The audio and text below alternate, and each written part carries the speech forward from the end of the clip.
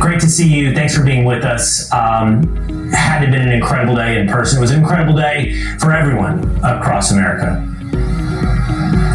Yeah, I mean, so special to be there. Something that those of us who got to attend, I don't think we'll ever forget. It was almost surreal. I mean, I still can't believe that we had that moment, because I still can't believe that Charlie is no longer here with us. And, to lead into this segment, any of those women who were spewing those lies about Charlie, I would dare one of them to attempt to prove their point to Charlie Kirk. He would absolutely shut all of them down, because they have absolutely nothing to stand on. But you're right to point out the juxtaposition between the way the two different sides of the aisle seem to behave in the face of tragedy. We have seen record attendance at churches. We've seen vigils and prayer, not just here in America, around the world. You saw this in New Zealand, in South Korea, in the UK. What has happened on the other side of this horrific murder has actually been really incredible to witness, and it just shows you the difference between the two sides of the aisle. I hope everyone paid attention yesterday when Erica Kirk did what I think most of us in America were stunned to hear, when she forgave the man who took her husband's life.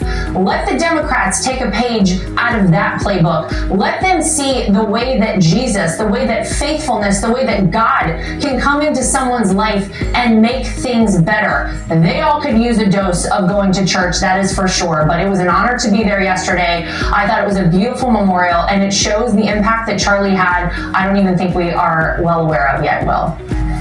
I want to believe, Laura, that spoke volumes to America. I think there's nothing I can say today that's more powerful for them to compare those two moments, how you handle those tragedies, and as you said, for that juxtaposition between the left and the right. Kamala Harris has a new book, Laura, and she has talked about a lot of things. Pete Buttigieg, Josh Shapiro, and there is the governor of Pennsylvania, Josh Shapiro, now responding to that book where he says that he spoke to President Biden directly about his concerns about the way the campaign was failing in Pennsylvania. Watch. I made a point to speak to the people around the president repeatedly about what I saw were worrying signs here in Pennsylvania. And when I felt that they were not sharing that information directly with the president, I went directly to the president, to the former president, and shared that with him when we met at a coffee shop in Harrisburg. I was very direct and very blunt about what I saw were worrying signs electorally about his prospects to be able to win again. So there's that, and there's also excerpts from her book where she's almost sounding like a rational, or how about this? We'll set the bar lower. A sane person when it comes to trans sports. Like that she understands the concerns of players and parents. So what do we make of everything coming out from Kamala Harris?